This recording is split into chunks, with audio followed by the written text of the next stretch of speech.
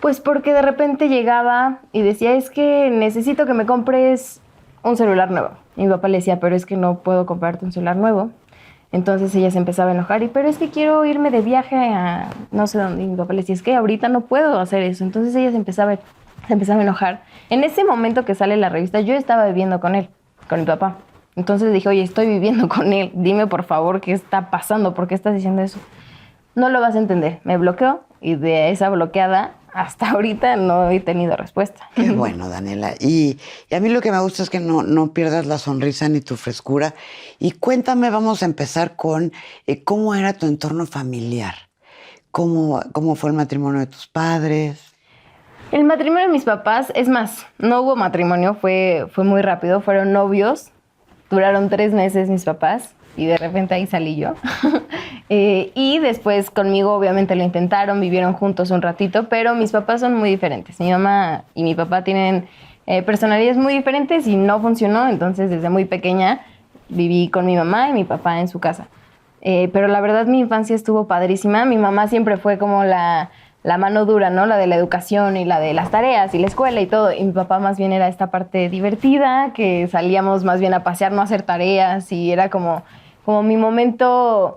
Es que mira, mi familia, la familia de mi mamá, son puros adultos. Yo era la única chiquita. Entonces, para mí era como un momento de frescura irme con mi papá porque él jugaba conmigo y él estaba ahí conmigo. Hacíamos obras de teatro y cocinábamos y todo.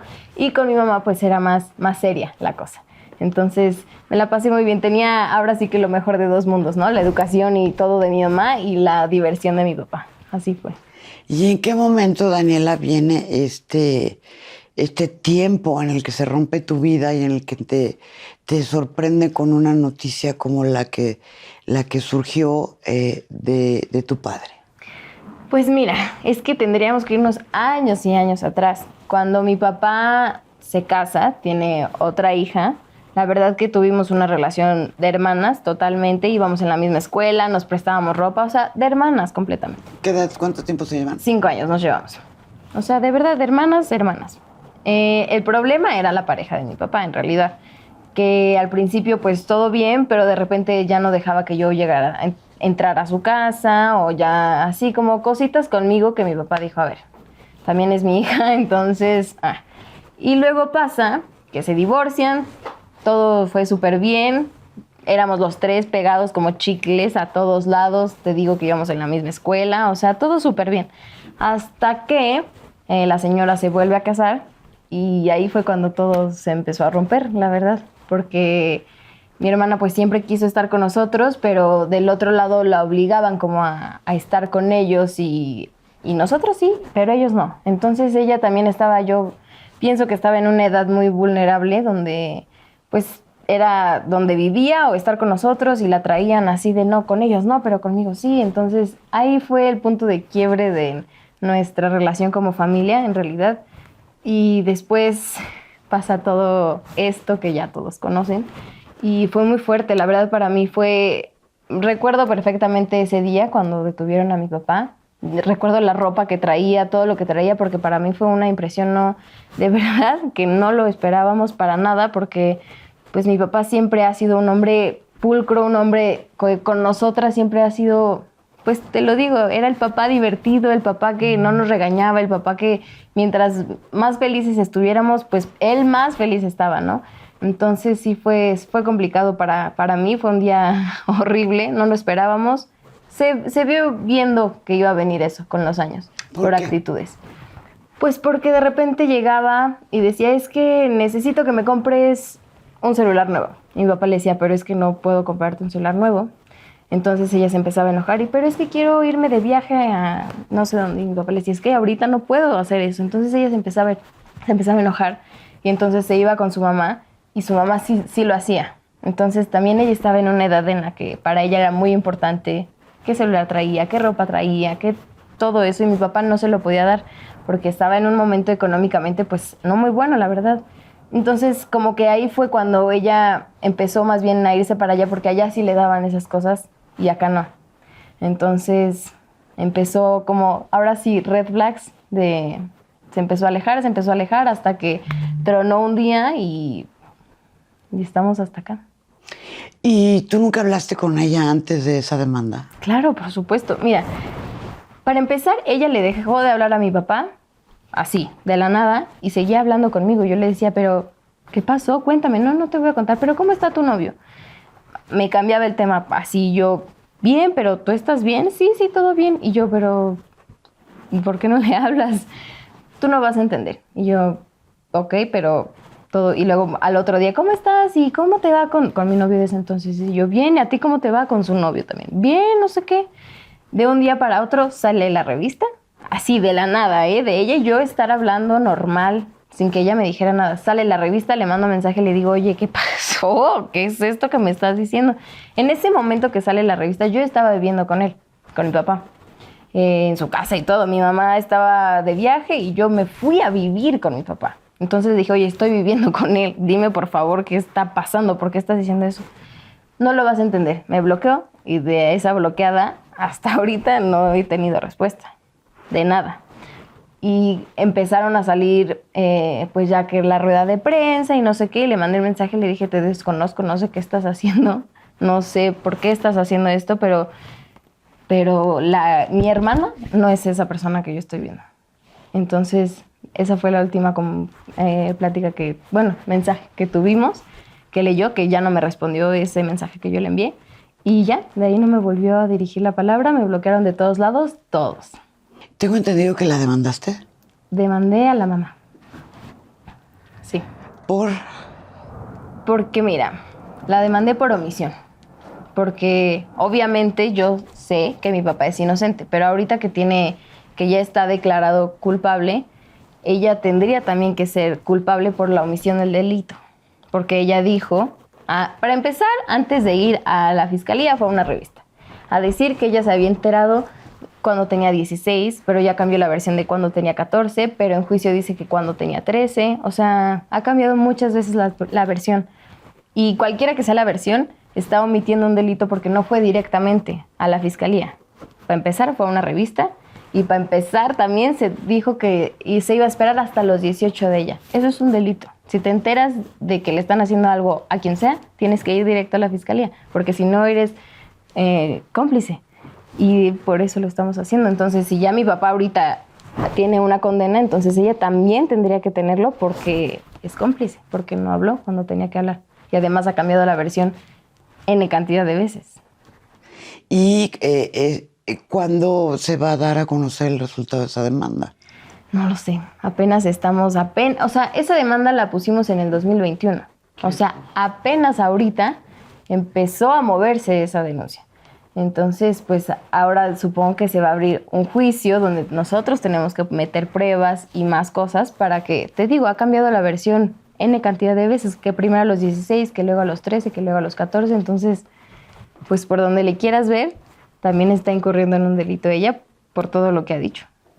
Ahora, después de que se llevaron a tu papi, ¿en qué momento, a tu padre, a Héctor, en qué momento lo viste después de esa detención y qué fue, qué te decía? Ay, eso sí, fue horrible, horrible, horrible. Para empezar, cuando se lo llevaron, me habló Nayura, que es su mejor amiga, que vivían en la misma casa, y me dijo, se acaban de llevar a tu papá en una camioneta blanca. No policías, no nada, se lo acaban de llevar en una camioneta. Y entonces yo dije, ¿qué? Y le hablé al abogado y ya ese abogado que también sí te contaba. Pero bueno, le hablé a él y me dijo, ¿dónde está? Se puso a buscarlo por todos lados y no estaba en ningún lado. Pasaron como 4 horas y yo no sabía dónde estaba mi papá. Y me enteré dónde estaba porque salió un personaje a hablar a un programa y decir, ya detuvieron a Héctor y está en tal reclusorio. Y yo lo vi en la tele. Sergio Mayer. Uh-huh. Por él fue que yo me enteré que habían detenido a mi papá. Fue horrible, horrible, horrible, horrible. Pasé unas noches horrendas y mi papá también. Lo vi al otro día de que lo detuvieron porque es la audiencia inicial. Lo vi muy poco, pero fue horrible verlo porque lo llevaban como un delincuente así, con la cabeza abajo, amarrado, esposado. Horrible, horrible, horrible. Y después que dicen que se va a quedar más tiempo, fue como un balde de agua fría, así no lo podíamos creer, porque yo juraba que en ese momento de la audiencia iban a decir, vámonos, porque aparte hubo muchas irregularidades desde la primera audiencia. Y no fue así, lo dejaron más tiempo, fue horrible, por todo lo que me ha contado mi papá también él la pasó fatal, porque no creo que nadie la pase bien en ese momento, pero él menos porque además no sabía por qué estaba ahí. Porque él antes de todo esto había estado yendo a la fiscalía para ver si había algo y él ampararse o él poner algo y no había nada. Entonces le cayó también a él de sopetón, literalmente. No sabíamos por qué estaba ahí. Fue horrible. Fue muy feo, la verdad. Hasta después, como 2 semanas después, lo pude ver, ya que yo pude entrar al reclusorio. La verdad es una experiencia tremenda. Muy fuerte, muy, muy fuerte. Yo no podía entrar porque aparte iba a ir con mi novio, pero al final él ya no pudo pasar, entonces tuve que entrar yo sola. Yo lloraba afuera del reclusorio, así es que no puedo entrar, ¿cómo voy a entrar? ¿Qué se hace? ¿Cómo funciona esto? Y pues así tuve que entrar y lo vi y fue muy fuerte verlo ahí, pero lo vi y lo vi la sonrisota cuando me vio y todo estuvo bien en un momento. Nos vimos y dijimos, ok, ¿qué está pasando? Ay, no, horrible, horrible, horrible, horrible. También las llamadas por teléfono al principio eran pura lloradera. Así, yo, pa, te juro que voy a hacer todo para que salgas. Y él adentro llorando desesperado porque no sabes qué va a pasar cuando estás allá adentro. No sabes ni qué hacer. No sabes nada. Estás en el limbo totalmente. Fue muy fuerte. Fueron unos días muy, muy fuertes. Ahora, ¿qué papel juega aquí Sergio Mayer? Un papel muy extraño, porque definitivamente él es te digo que por él me enteré que mi papá estaba detenido, porque habló por teléfono a un programa y dijo, hola, soy el muñeco Mayer, me acuerdo perfectamente. Dijo, ya detuvieron a Héctor, está en el reclusorio tal, no sé qué. Yo dije, pero ¿por qué sabe todo eso y mi abogado no? Entonces, lo que pasó fue que había peritajes de la fiscalía, de la misma fiscalía, donde decían que no tenía nada, que lo único que tenía era problemas por la separación de sus papás. Entonces, por eso no había orden de aprehensión contra mi papá, porque no había nada. Hasta que llega él, hacen un peritaje particular, y ese peritaje particular sí sale de que no, sí, tiene muchos problemas esta niña, y lo detienen con ese peritaje particular. Que ya investigándolo bien, y ya, pues, indagando bien en todo eso, era parte del partido donde estaba Sergio Mayer. Muchas coincidencias, la verdad. Después lo vi dentro de la fiscalía. Dentro de la fiscalía, ni siquiera yo podía entrar a la audiencia y él estaba dentro de la audiencia. ¿Por qué? No lo sé por qué. Pero yo siempre he pensado que él quiso tener la bandera del salvador de las mujeres, pero se equivocó con ellas. O sea, no sé si fue engañado también por ellas, o si sabía que era inocente y aún así quiso hacerlo, no lo sé. ¿Y tú con Sergio has platicado? Yo con Sergio platiqué al principio, porque le mandé mensajes, y él más bien me tiraba a mí de loca. Me decía, no, es que tú también fuiste abusada, pero no lo estás diciendo. Tú también estás mal. Yo te puedo ayudar. Y le dije, no, Sergio, yo no quiero que me ayudes. Te estoy diciendo que así no son las cosas. Que investigues bien lo que estás haciendo, porque así no son. Y en vez de investigar bien, nada más me dijo, no, tú también, yo te puedo ayudar a ti. No, yo no quiero que me ayudes, quiero que investigues bien. Eso fue lo que me dijo. Y de ahí no me volvió a contestar nada más que todo lo que se ve en las entrevistas, ¿no? Pero... ¿Y cómo va el proceso? ¿Ya hubo una sentencia? ¿De cuánto tiempo se va? ¿Qué es lo que va a pasar en la cuestión legal? Mi papá estaba por 2 delitos, por abuso y por corrupción. Le quitaron por completamente abuso, quedó solo corrupción, porque no pudieron comprobar el abuso. Solo se quedó corrupción. ¿De menores? De menores, sí. Que tampoco se puede comprobar, porque si no yo también estaría corrompida, entonces, porque yo viví en la misma casa. Entonces tampoco se puede comprobar. Lo que pasó ahora es que lo sentencian 10 años, pero estamos en apelación. ¿Y qué pasó con la apelación? En la apelación nos dieron fecha, nos dieron la sala con los magistrados, se hizo la audiencia, mi papá habló en la audiencia, de hecho mi papá fue el que llevó la audiencia casi, dijo, no puede ser todo lo que están diciendo por esto y por esto. Y ya que terminó la audiencia nos dijeron, ok, en 3 días tienen la respuesta.